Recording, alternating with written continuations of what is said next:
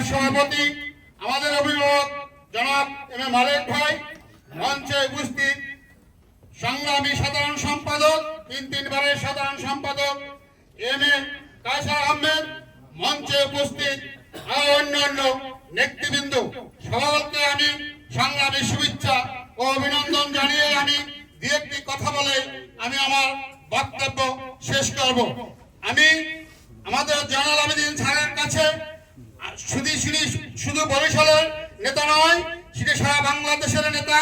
আমি বরিশাল সম্বন্ধে দু একটি কথা বলেই আমি আমার বক্তব্য শেষ করব। বরিশালের 6টা জেলা রয়েছে। বৈষম্য আন্দোলনের পরে এই 6টা জেলায় বিভিন্ন আওয়ামী লীগ সন্ত্রাসীরা বিভিন্নভাবে বিএনপির নাম দিয়ে চাঁদা তুলছে।